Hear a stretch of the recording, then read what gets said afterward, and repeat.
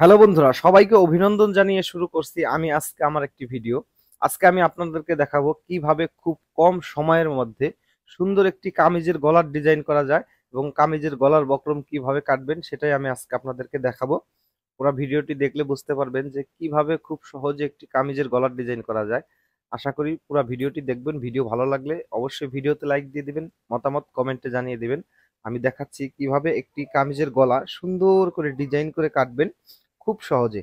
প্রথমে একটি কাগজ নিয়ে নেবেন, সাদা কাগজ, যে কোনো ধরনের কাগজ নিলেই হবে। পরে কাগজটার মাঝ বরাবর একটা দাগ দিতে হবে। এই যে একটা দাগ দিলাম। একটা দাগ দেওয়ার পরে আমি এখানে 3 ইঞ্চি পরিমাণে এই মাথায় দাগ দিয়ে নেব। এখানে 3 ইঞ্চি দাগ দিব, এখানেও 3 ইঞ্চি দাগ দিব। আমি যে নিয়মে কাজটি করছি, এভাবে আপনারা যদি গলার ডিজাইন করেন তাহলে বক্রমটাও কম লাগবে, সময়টাও কম লাগবে এবং গলাটাও খুব সুন্দর হবে, অ্যাকুরেট হবে, কোথাও ছোট বড় হবে না।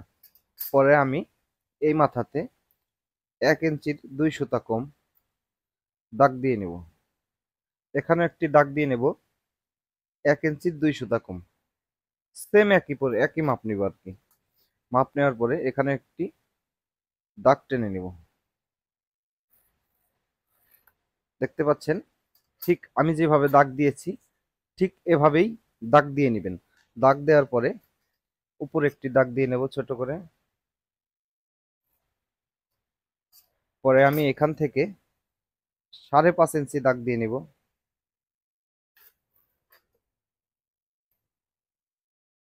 5.5 ইঞ্চি দাগ দিয়ে নিলাম। 5.5 ইঞ্চি দাগ দেওয়ার পরে এবার আমি গলার ডিজাইনটা করব। এখান থেকে ধরবেন, এখান থেকে মাঝ বরাবর ধরে হালকা একটু অ্যাঙ্গেল করে দাগ দিবেন, গোল করে সুন্দর করে দাগ দিয়ে নেবেন। দাগ দেওয়ার পরে এভাবে এভাবে সুন্দর করে একটু দাগ দিয়ে নেবেন ছোট করে। বাস, হয়ে গেল। খুব সহজে এবং অতি তাড়াতাড়ি আমার দাগটা দেওয়া হয়ে গেল। এবার আমি এখান থেকে ধরে এখান থেকে ধরে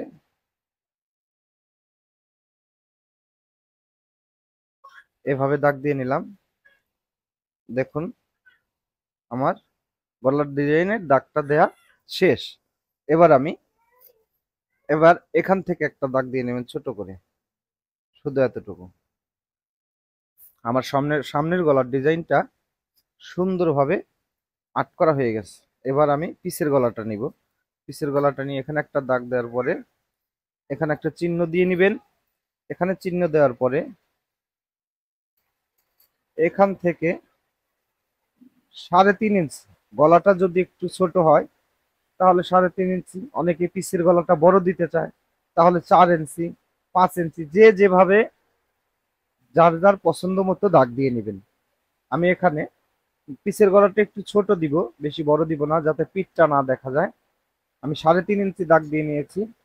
3.5 ইঞ্চি দাগ দেওয়ার পরে এখানে একটি দাগ টেনে নিব। দাগ টেনে নেওয়া হয়ে গেলে আমি এখান থেকে ধরে গোল করে দিলাম। পিসের গলাটা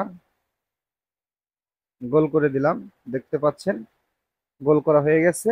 এবার আমরা এই নিচেও 1 ইঞ্চির 2 সুতা কম একটি চিহ্ন দিয়ে নিব, একটি দাগ দিয়ে নিব। এই যে দাগ দেওয়া হয়ে গেল।